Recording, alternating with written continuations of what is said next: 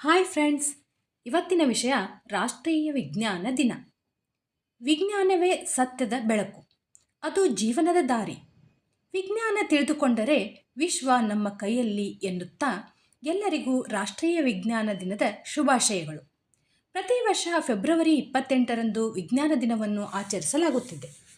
ಈ ದಿನವನ್ನು ಸಿ.ವಿ. ರಾಮನ್ ರವರು ಕಂಡುಹಿಡಿದ ರಾಮನ್ ಪರಿಣಾಮದ ಗೌರವಕ್ಕಾಗಿ ಆಚರಿಸಲಾಗುತ್ತದೆ.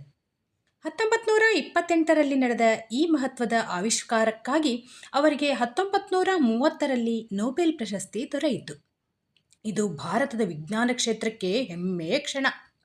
ವಿಜ್ಞಾನ ಎಂದರೆ ಕೇವಲ ಪಾಠಪುಸ್ತಕದ ವಿಷಯವಲ್ಲ, ಅದು ಜೀವನವನ್ನು ಸುಧಾರಿಸುವ ಶಕ್ತಿ. ಜೀವನದಲ್ಲಿ ಬಳಸುವ ಮೊಬೈಲ್ ಫೋನ್, ಇಂಟರ್ನೆಟ್, ವಿದ್ಯುತ್, ಔಷಧಿ ಎಲ್ಲ ವಿಜ್ಞಾನದಿಂದಲೇ ಸಾಧ್ಯವಾಗಿದೆ. ಆದ್ದರಿಂದ ವಿದ್ಯಾರ್ಥಿಗಳು ವೈಜ್ಞಾನಿಕ ಮನೋಭಾವ ಬೆಳೆಸಿಕೊಳ್ಳುವುದು ಮುಖ್ಯ. ಮಕ್ಕಳು ಪ್ರಶ್ನಿಸುವ ಮನಸ್ಸು, ಪರಿಶೀಲಿಸುವ ಗುಣ, ಸತ್ಯ ಹುಡುಕುವ ಚಿಂತನೆ ಬೆಳೆಸಿಕೊಳ್ಳಬೇಕು. ಏಕೆ ಎಂದು ಪ್ರಶ್ನಿಸಿದಾಗ ಶಿಕ್ಷಕರು, ಪಾಲಕರು ಉತ್ತೇಜಿಸಬೇಕು.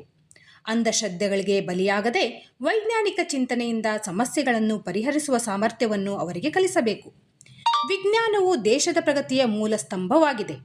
ಕೃಷಿ, ಆರೋಗ್ಯ, ತಂತ್ರಜ್ಞಾನ, ಅಂತರಿಕ್ಷ ಎಲ್ಲ ಕ್ಷೇತ್ರಗಳಲ್ಲಿ ಭಾರತ ಇಂದು ವಿಶ್ವದಲ್ಲಿ ತನ್ನದೇ ಆದ ಸ್ಥಾನವನ್ನು ಪಡೆದಿದೆ. ಇದರ ಹಿಂದೆ ವಿಜ್ಞಾನಿಗಳ ಪರಿಶ್ರಮ, ಶಿಕ್ಷಕರ ಮಾರ್ಗದರ್ಶನವಿದೆ.